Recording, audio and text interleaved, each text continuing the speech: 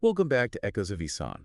I'm really looking forward to today's deep dive. Me too. We're going to be exploring Sahih Bukhari, Okay. specifically Book 85, Mm-hmm. which is called Saying Something Under Compulsion. Interesting. It's What happens when you're forced to say something or do something that goes against your beliefs? very relevant. Super relevant. Yeah. Not just for understanding like Islamic history or jurisprudence or whatever, Mm-hmm. but even for like Especially today. today. Yeah, exactly. Yeah. Like all sorts of questions about like free will, ethics, resilience. Yeah. We'll be unpacking some really intriguing stories. Yeah, And hadiths. for sure. I think it'll be a really good one. Where should we start? Well, I think a powerful starting point is Hadith number 76. Okay.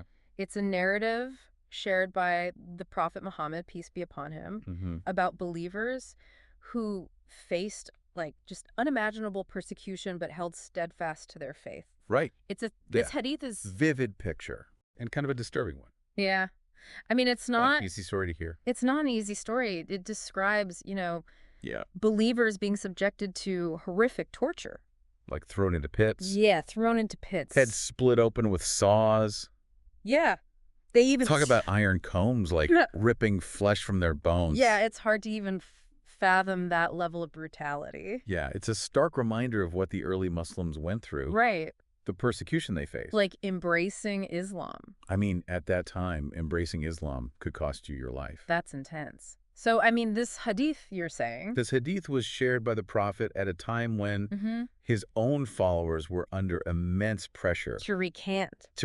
their beliefs. Wow. So it was really potent. It was a source of inspiration, Yeah. a testament to the strength that faith can provide. It's so interesting to think about that context, like Yeah. it wasn't just a historical anecdote. No, it was a message. It was a message of resilience, hope Yeah. for people who were in the thick of it. in the thick of it, in real danger. Yeah. How could anyone It's a question. endure that? Yeah. Like, what does that tell us about? The power of conviction? Right. Well, it speaks volumes, doesn't it? I mean, the hadith reveals that faith, when it's deeply rooted in the heart, Yeah. can provide almost superhuman strength, inner strength. Wow. It can transcend the most horrific Yeah. physical pain It's true. and become a source of just unwavering resolve. I mean, the believers in this hadith, Yeah. facing those horrors, Unthinkable horrors. they chose to hold on to their faith, even when it meant certain death. They did. That's conviction. conviction that defies easy explanation. Yeah, it's a real testament to the human spirit. It is. To find strength in something beyond the physical. Absolutely. Now, hadith number 75 presents a very different, Oh, okay. but equally compelling scenario. Interesting. Involves Sa'id bin Zaid, who was a companion of the Prophet. Right. And he recounts being forced by Umar, before his conversion Oh, wow. to Islam, Yeah. to renounce his faith. This is the same Umar who later became a Yeah. righteous caliph. Right. The symbol of justice. Yeah. It's a great example of transformation, right? It is. It really is. How individuals can evolve Yeah. dramatically over time. So Umar, who became known for his piety, Yeah. his commitment to justice, Right. was once an ardent persecutor It's amazing. of Muslims. Yeah. It really speaks to that potential for change It does. that exists within everyone. Yeah.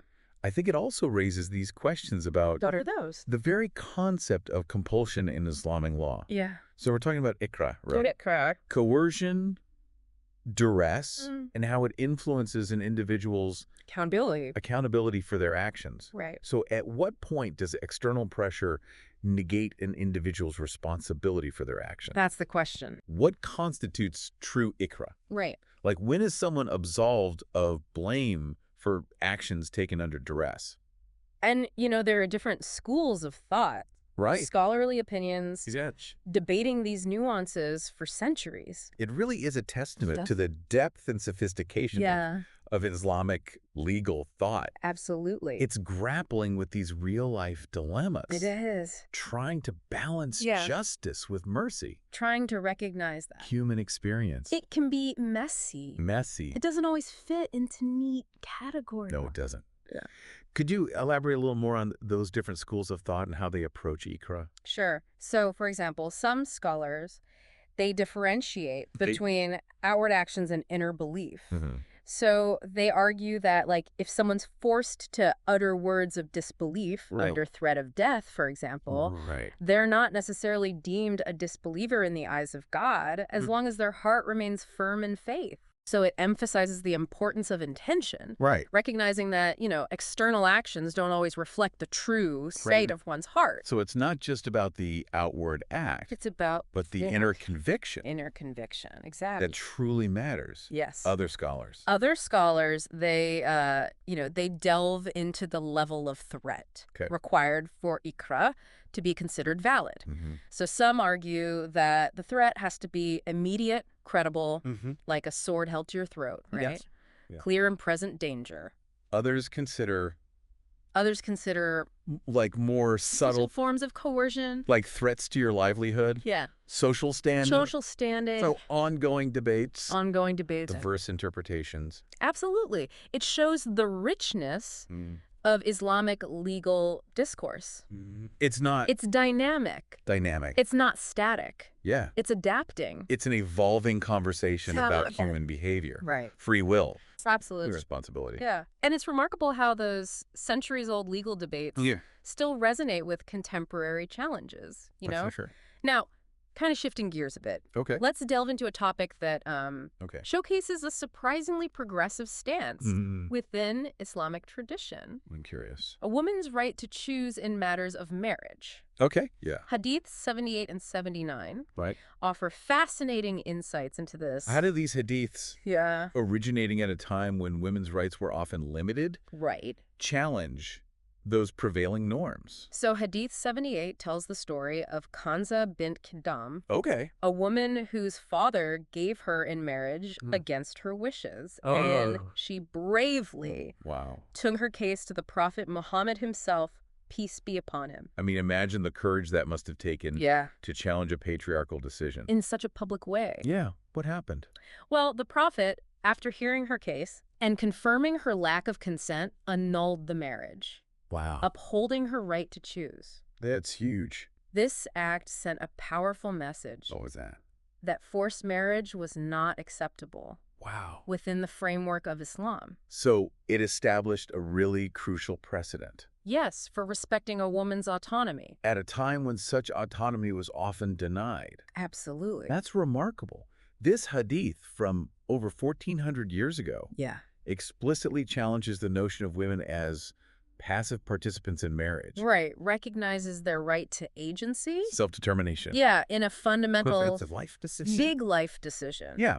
And lays the groundwork for a more egalitarian understanding of marriage. Within Islamic tradition. Yeah. So Hadith 79 Hadith 79. Yeah. further illuminates this principle. It describes a conversation between Aisha, the Prophet's wife, may God be pleased with her, and the Prophet himself.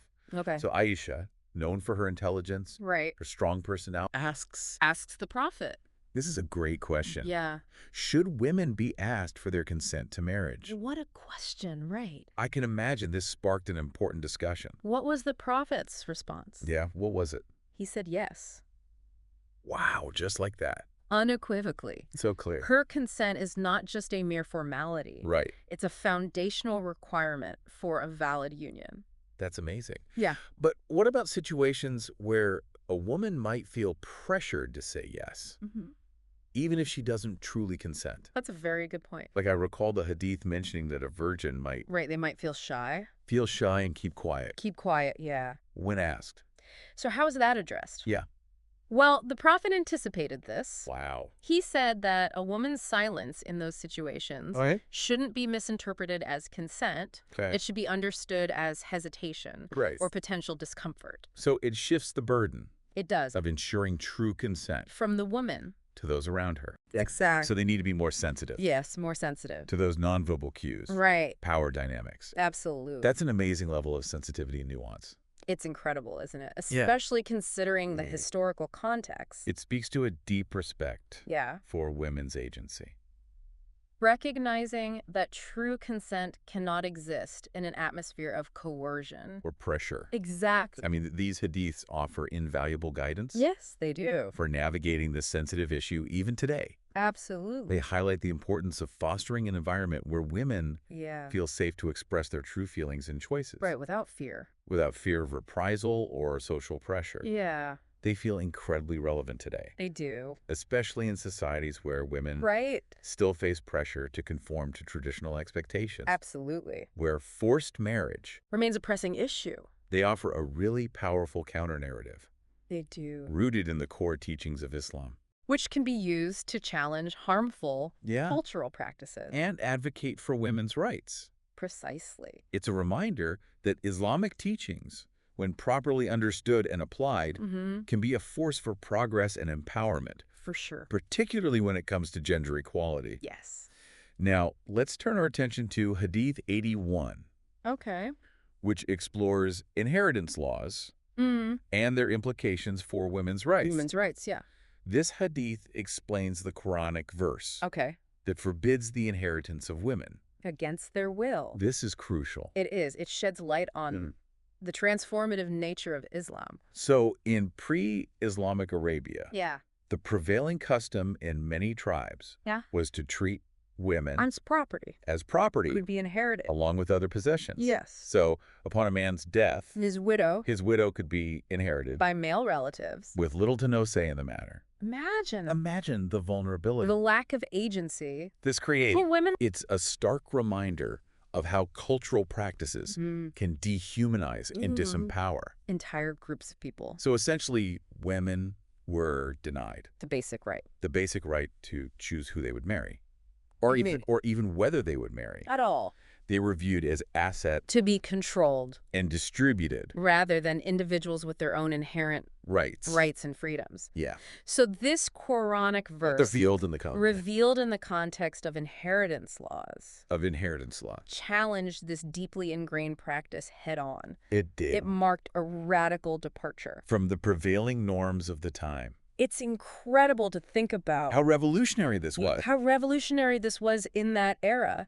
By forbidding the inheritance of women against their will. Islam acknowledged their inherent dignity. Right, and their right. And their right to self-determination. Absolutely. Watershed moment. It was. For women's rights. Yes. It signified a profound shift in perspective. Moving away from the notion of women as passive recipients of men's decisions. Yeah. Towards recognizing their inherent equality. And autonomy. And it's interesting, this verse, though revealed in the context of inheritance, has broader implications for women's rights. It's not just about property and inheritance. It's about a fundamental shift in how women are perceived and treated within society. Yes. It establishes a principle that extends far beyond inheritance laws. Right. Underscores the importance of respecting a woman's agency, her right to make choices about her own life, her marital status, her finances, her education, her well-being, her overall well-being. Yeah. It's a holistic recognition of her personhood and her right to exercise her own free will. This principle continues to resonate powerfully today. It does. As we strive to create societies where women are empowered to exercise their full rights and freedoms. It's a reminder that true progress requires constant vigilance, willingness to challenge outdated norms that restrict women's autonomy. We must continue to push back against those who seek to limit women's choices, control their lives. The Quranic verse and the hadith that explains it serve as powerful reminders of the Islamic emphasis on fairness and the inherent worth of every individual, regardless of gender. Absolutely. It's a call to action for all of us. Yes. To actively work towards a world where women's voices are heard, their choices are respected, and their contributions are valued. Before we conclude this part of our exploration, I'd like to touch on a remarkable story from Book 85, Hadith 82. Hadith 82, yes. It recounts a dramatic incident involving Prophet Abraham's wife, Sarah, peace be upon them both, and a powerful ruler who attempts to harm her. It's a captivating narrative. This narrative seems to encapsulate the themes of resilience and faith that we've been discussing. Yes. Could you recount the story for our listeners? Sure. Explain its significance. So the hadith tells us that Prophet Abraham, peace be upon him, was traveling with his wife Sarah when they reached a town ruled by a tyrannical king. Oh, wow. This king, known for his ruthlessness and disregard for moral boundaries, upon hearing of Sarah's beauty, sent for her with ill intentions. Oh, no. He desired to take her for himself, regardless of her marital status or her consent. That sounds like a truly perilous situation. It was. How did Sarah respond? When Sarah was brought before the king, she stood firm in her of faith. She didn't succumb to fear or compromise her principles? She prayed fervently to God for protection. That's powerful. Placing her trust in a power greater than the earthly king. Who threatened her? That's a powerful image of faith in action. It is. Turning to a higher source's strength. When facing seemingly insurmountable odds. How's her prayer answered? What happened next? Well, the Hadith states that the king was suddenly struck with a severe ailment. Like what? Some interpretations describe it as a seizure. Others suggest a sudden paralysis. Wow. Whatever the nature of the affliction. It rendered him powerless. Powerless. To harm Sarah. This divine intervention, a response to her sincere prayer. Saved her from a dire situation. It demonstrated the power of faith and reliance on God. Yes. It's a story that resonates deeply. It does. With the broader themes of Book 85. Absolutely. Facing oppression. With unwavering faith. Relying on divine help in times of need. And ultimately witnessing the protection and justice of God. Yes. Sarah's story, like the other hadiths we've explored, offers valuable lessons about courage, resilience, importance of standing up for what is right, even when facing powerful adversaries. It teaches us that true strength doesn't come from physical might, but from an unwavering connection to a higher purpose. Unwavering trust in divine protection. Her unwavering faith in the face of danger is truly inspiring. It's a beacon of hope. For all those who find themselves facing trials and tribulations. Absolutely. This episode has been a journey. It has. Through stories of resilience, principles of justice, timeless relevance of Islamic teachings. What awaits our listeners? What awaits our listeners in the final part of this deep dive? Well, we've covered quite a bit of ground. We have. From stories of persecution and resilience, nuances of Islamic law, to women's rights. Before we wrap up, though, there's one more hadith I'd like to bring to light. Okay. It really ties together a lot of what we've been discussing. I'm interested. Which one is that? It's Hadith 83. Okay. It emphasizes that vital bond of brotherhood among Muslims and the inherent duty to protect one another from any form of oppression. That sounds incredibly relevant. It is. To our conversation about Iqra and the pressures individuals can face. Absolutely. What does this hadith specifically say about that duty to protect? The Prophet Muhammad, peace be upon him, states very clearly that a Muslim should neither oppress their fellow Muslim nor hand them over to an oppressor. Wow, that's powerful. It's a powerful declaration of solidarity and mutual responsibility. It really speaks to that idea of interconnectedness. Yeah. You know, like we're not isolated. Isolated individuals, yeah, but part of a larger whole with a shared obligation to care for one another. Exactly. I love that. And it goes on to say, what's that? Whoever fulfills the needs of their brother, Allah will fulfill their needs. It's a beautiful reciprocity. Yeah. The blessings that flow from supporting and upholding. It's true. It's a reminder that acts of compassion and support aren't just beneficial. Not just beneficial to the receiver. Right. But also to the giver. Absolutely. Creates a virtuous cycle. A virtuous cycle. Everyone's uplifted. Exactly. And it's not just about material support. Right. It's about all forms of assistance. Emotional, spiritual, creating a safety net. Yeah, where people feel truly supported and empowered. Yeah. And this hadith takes on even deeper meaning. When we connect it back to those earlier hadiths. About compulsion, coercion. It suggests that we have a responsibility. Not only to refrain from oppressing others, but to actively shield those who are being pressured to compromise their beliefs. Or violate their conscience. Absolutely. That's a profound connection. It's a call to action. It is. We can't just be passive bystanders when we witness someone being coerced. Into renouncing their faith. Betraying their principles. Yeah. We have to intervene. And to offer support. Dismantle the systems that enable such coercion. It's a reminder that our faith isn't just a personal journey, but a collective responsibility. Right. We're called to create a culture where individual conscience is protected. And where the community stands as a bulwark against any form of oppression. That brings us full circle to the theme of this book, Yeah. saying something under compulsion. So it's not just about understanding the legal and theological ramifications, but about cultivating a sense of communal responsibility, taking concrete actions and protect one another from coercion or injustice. Absolutely. So what does all of this mean for our listeners? Well, I think what can they take away from this deep dive? It offers a profound message of resilience, compassion, and the enduring power of faith. Especially when facing adversity. Yes.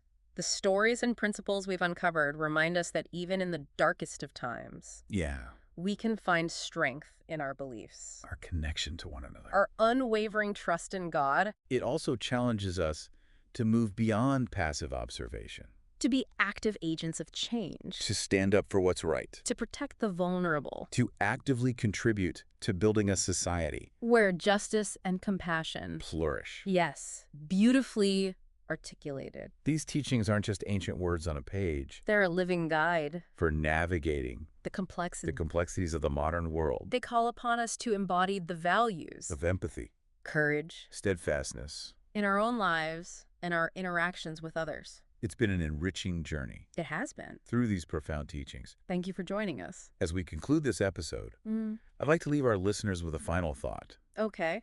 How can we apply these principles of resilience, consent, mutual support, and active resistance to injustice, to the challenges we face? In our own lives and our communities today. It's a question worth pondering. It is. One that can lead us towards a more meaningful and impactful engagement with our faith. Thank you so much for joining us on this deep dive into Sahih Bukhari. Until next time. May peace and blessings be upon you all.